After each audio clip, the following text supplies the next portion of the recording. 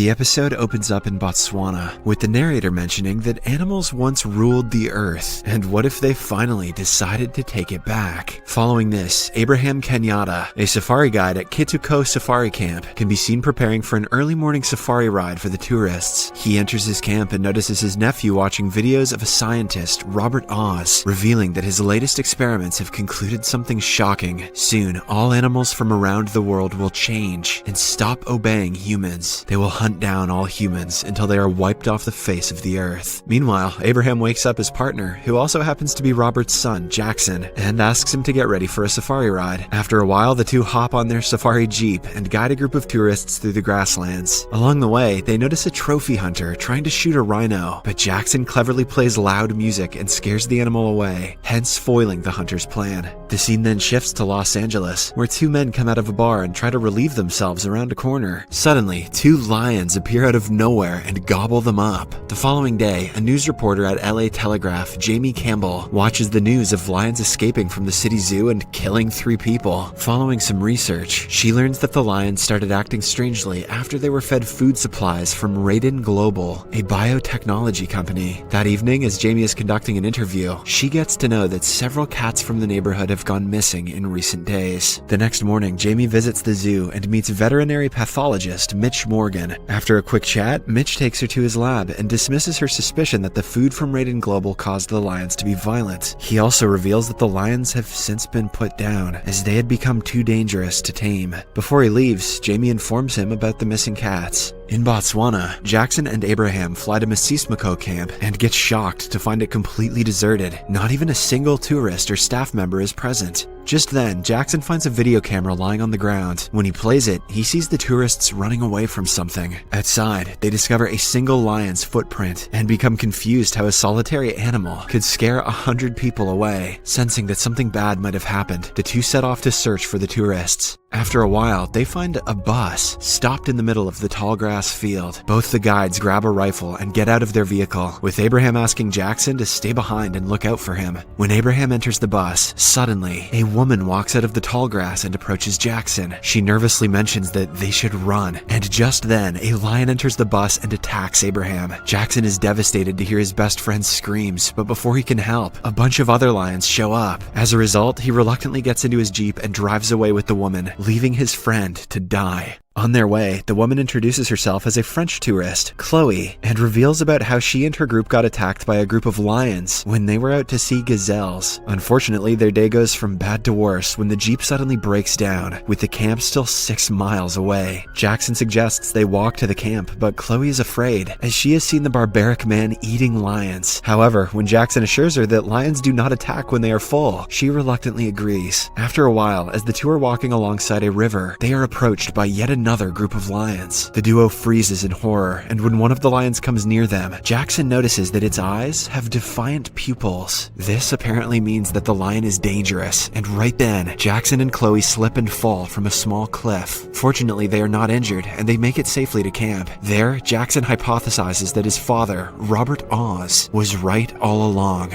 The animals have started acting crazy. Hence, he immediately calls the Botswana Center for a research and rescue team. Back in LA, Jamie receives a message from Mitch, mentioning that he has found the missing cats. She immediately drives off and finds him waiting for her at an elementary school. To her surprise, Mitch shows her a tree full of cats, and assumes that they are being controlled by something strange. Jamie wastes no time and calls animal rescue, while Mitch finds a small honeysuckle plant under the tree. Surprisingly, when he picks up the plant, all the cats climb down the tree and walk away. In Botswana, the rescue team finally arrives at the camp, but instead of helping, they arrest Jackson for interfering with lawful hunting. Meanwhile, a few kilometers away, a lion drags a lifeless Abraham up a tree, while the other lions simply watch. The next day, Jackson somehow gets out of prison by pleading with the guard, Kavimba, that he has to go. He explains that something strange is happening outside, and that they have to solve it before the situation gets worse. Hearing this, Kavimba also decides to accompany him. When Jackson steps out of the prison, he meets Chloe, ready to leave for Paris. They exchange numbers before departing. Next, Jackson and Kavimba, along with a Jeep driver, visit the place where Abraham was attacked by the lions before. They notice a trail of blood, and after following it, find Abraham lying on a tree. Disregarding the danger, Jackson rushes to save his friend, while the other two follow him closely. Surprisingly, Abraham is still alive, and he tries to warn Jackson about the lions. The group somehow manages to place him in the Jeep, and at the same time, the pride of male lions also arrives. However, they do not attack the humans and simply watch them leave. It appears as if they wanted the humans to leave. In the next scene, the men have already arrived at the camp where Jackson's mother, Elizabeth Oz, is looking after the injured people. She reveals to Jackson that Abraham is absolutely fine, with no lacerations or bite marks on his body. After a while, he wakes up and Jackson pays him a visit. On inquiring, Abraham reveals that when he entered the tourist bus, a male lion sneaked in and knocked him out with a single swipe. The next thing he remembers is being dragged to the tree branch. Hearing this, Jackson deduces that the lions were never going to eat Abraham, but were instead waiting for others to find him. He then assumes that the lions want to spread a message to the human world that they are now no longer afraid. The scene then shifts to Slovenia, where a British couple is trying to adopt a Slovak kid. Since they are on a few days trial, the husband Nicholas tries his best to keep the boy happy. He takes the boy to zoos, buys him toys, and takes care of his every need. That night, a dog sneakily grabs the boy's toy and runs away, prompting Nicholas to go after it. A few minutes later, he reaches a dark alley and finally catches the dog. But when he takes a proper look around the place, Nicholas notices several mutilated bodies lying around. Terrified, he tries running away, but a bunch of angry dogs surround him and finish him off. Back in Los Angeles, Jamie does some research and learns that Raiden Global is actually using harmful chemicals while manufacturing their food products. She then visits Mitch and tells him that she suspects the chemical is the instigator of the animal's violent attack. It turns out that all the lions in the city have started being somewhat violent. After a while, they meet with a zoo worker and convince her to provide them with a lion cub so that they can study it and find the cause of their aberrant behavior. Soon, Jamie and Mitch start their research by sedating the cub and hooking it up to several wires. But before they can come up with anything conclusive, the lion cub wakes up. This shocks Mitch as the sedative was supposed to work for a further 2 hours. At the same time, he gets a call from the zoo worker from before, informing him that all the lions in the zoo have started roaring aggressively. When Mitch adds everything up, he concludes that somehow the lions have started to communicate long distance using unusual hyper-gamma frequencies.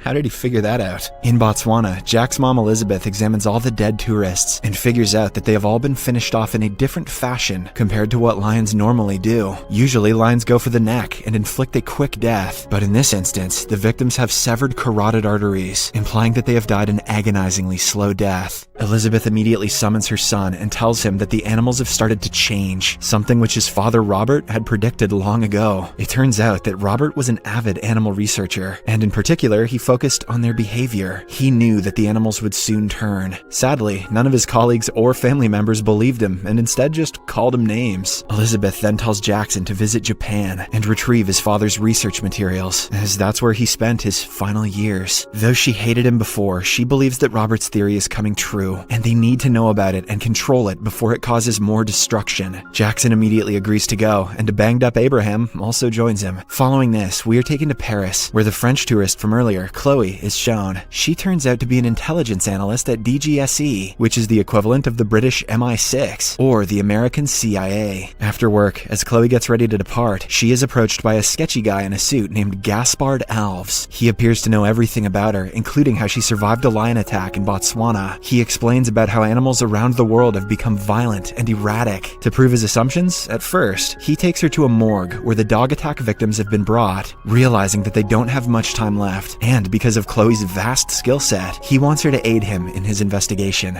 Meanwhile, Jackson and Abraham reach Tokyo and meet Minako, the second wife of Robert. Jackson informs her that they are here to retrieve the research materials from his father, but Minako replies that she doesn't have them. She reveals that everything is kept safe on a secluded island near Fukushima Nuclear Center. Wasting no time, the group leaves for Fukushima on a private plane. Minako hands the boys a Geiger counter, a device to measure radiation, saying the place is still not safe to visit. Just then, the plane is attacked by a swarm of bats. Jackson is shocked to see bats flying at such a high altitude, not to mention in the daytime. Unfortunately, the plane loses control and crashes into the sea, killing Minako and the pilot. Jackson and Abraham are devastated by the incident, but nonetheless, they decide to explore the island before before help arrives. After some hours of walking, they finally come across Robert's research place. Strangely, they also find some horses that have their eyes gouged out. Later, after entering the main research house, Abraham discovers the horse's eyes kept inside a glass jar. They then play some of the research videos where Robert mentions that the horses have become aggressive. He even talks about their defiant pupils. With this, Abraham and Jackson conclude that Robert blinded the horses when they became aggressive. On the other hand, the sketchy suit guy from earlier, Gaspard, approaches Mitch and requests that they work together to find out about the changing animal behavior. Mitch agrees straight away, but on one condition: Jamie will also join them.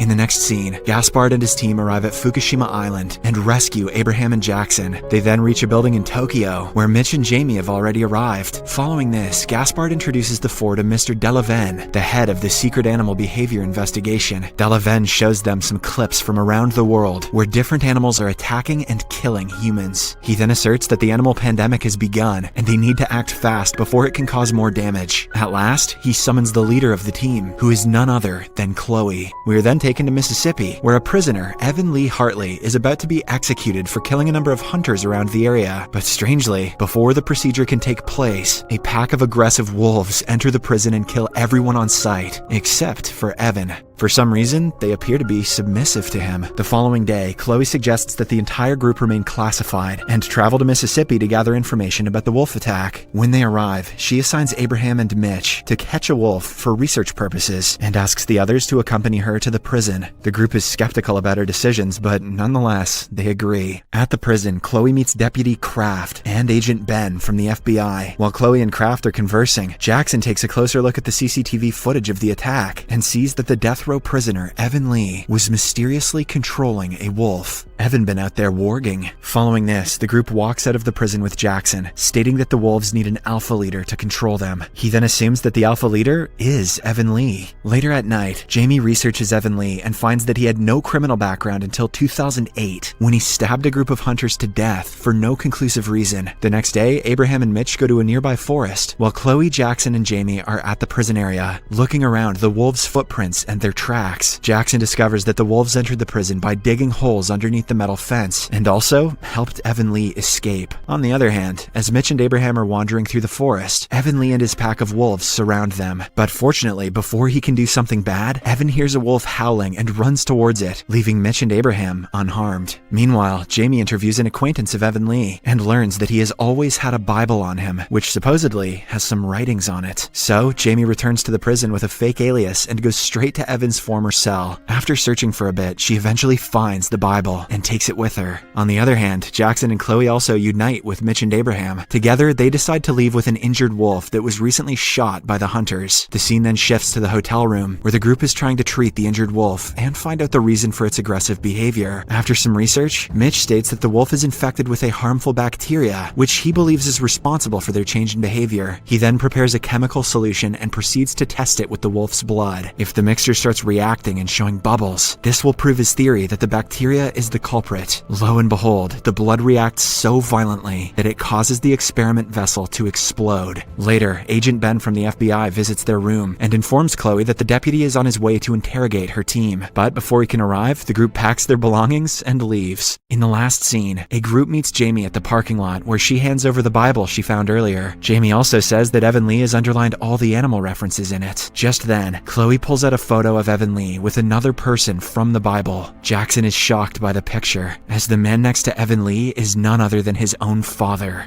Robert. To see what happens next, watch the second part in Series Recapped.